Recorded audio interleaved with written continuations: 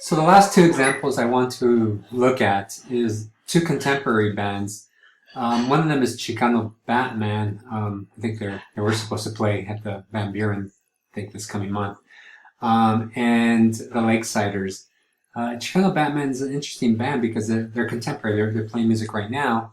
And what they do is they take a lot of songs from or they get their influence from songs from the 1970s and 1980s, like Los Bookies, Los Ángeles Negros, Pasteles Verdes, and it's Los Solitarios. So it's a really kind of cool band that they fuse old sounds, probably their parents' sounds. They're all fairly, I think they're about my age.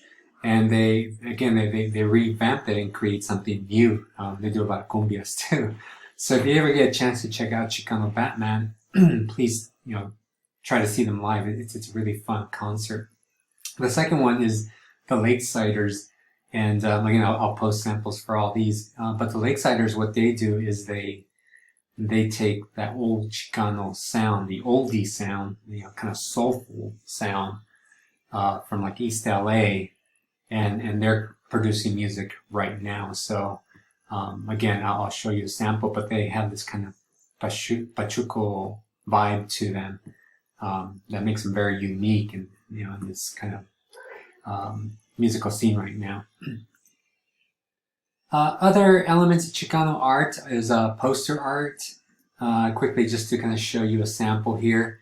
This poster art wasn't intended to be art. It's just supposed to be a poster for some event, and you see it here, right? It has this information, what the event's about, or what's going to address, how much it costs, who's going to be speaking, and if you want more information, call this number. Well, this eventually became a form of art by Chicanos because it starts off just as a poster for some event, and then Chicanos are influenced by this, and then they create something like this. Now, unlike the previous one, this one is a work of art that might hang in a museum, again transcending that notion of high, low, and full culture. And the image because it represents the image when you buy raisins, right? But this is a political statement by addressing the pesticides that it takes to grow some of these fruits that we consume. So it's kind of using it a little bit tongue-in-cheek here, right, to address the struggles that the farm workers are going through. So if you ever find something like this one in particular, it's one of the most famous examples of poster art. There's a few more, but I took those out.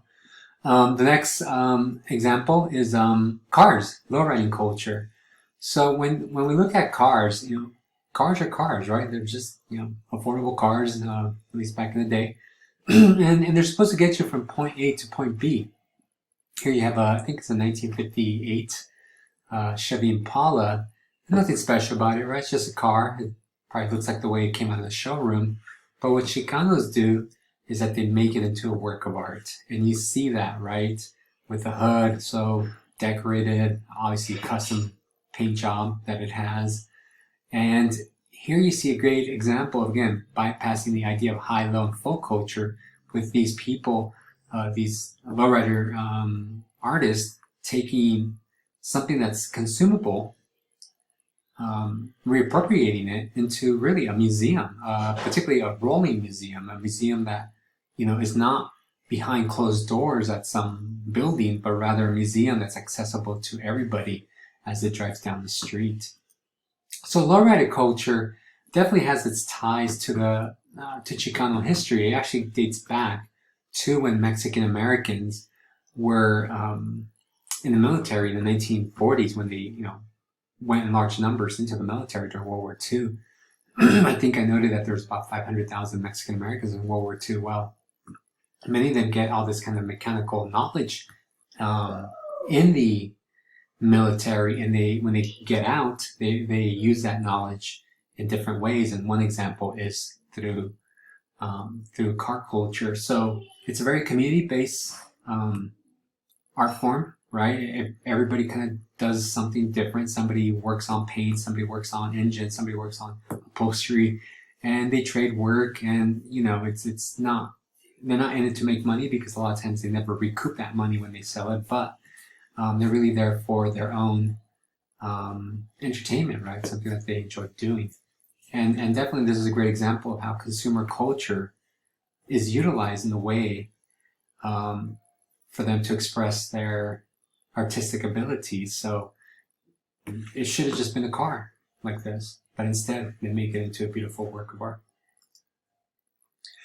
So it has a historical connection that I mentioned earlier, and it's really the hydraulics where you begin to see Mexican Americans take that knowledge from the military and apply it to their cars. So this is a great example of that knowledge that they learned and using it for something that they enjoy.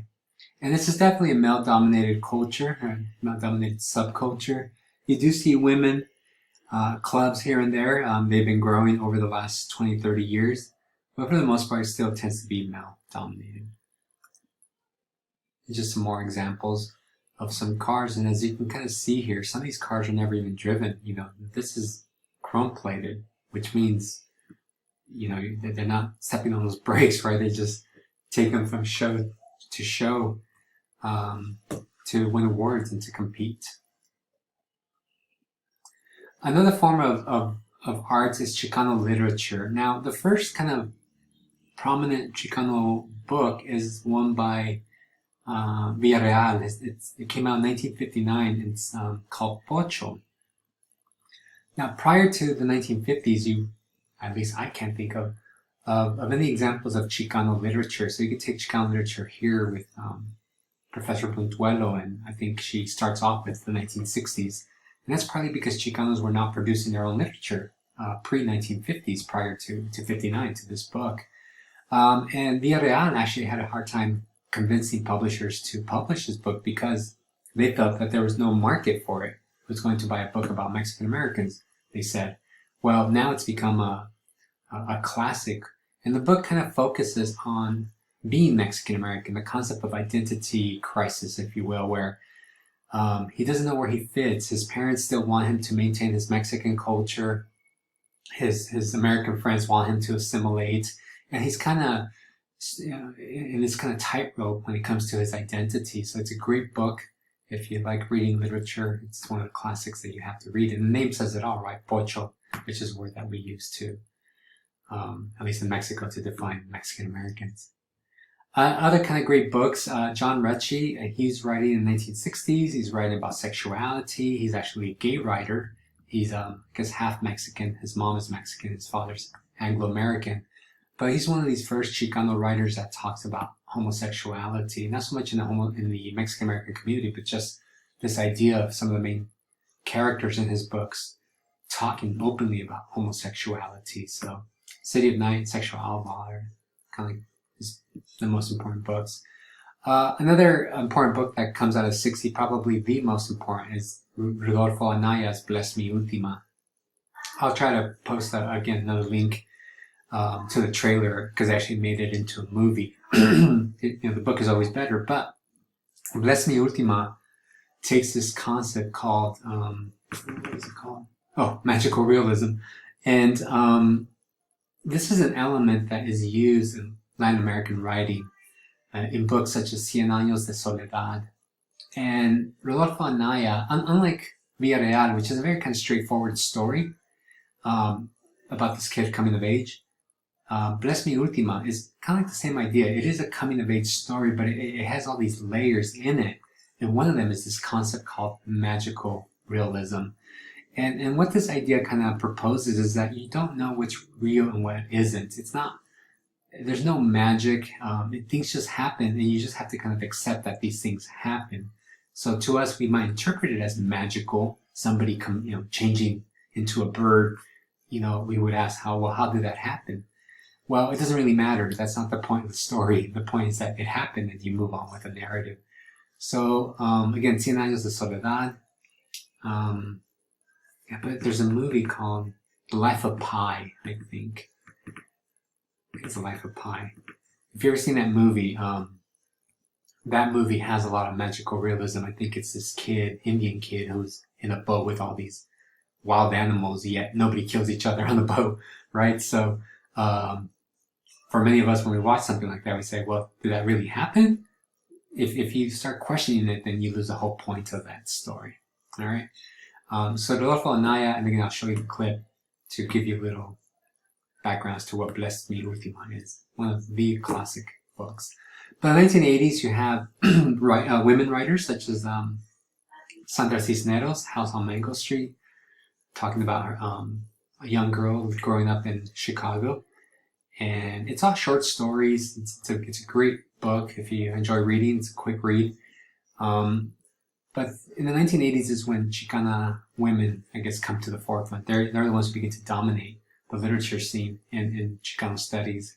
And probably the most important is Gloria Anzaldúa in her book called Borderlands. Now, this isn't literature, but it's also not history. It's also not anthropology. It's also not theory. It's a little bit of everything. If you can recall the first week, we actually read an excerpt from her piece where she talks about Aslan.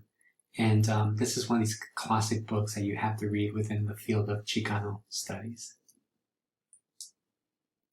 We'll stop it there and we'll come back to muralism.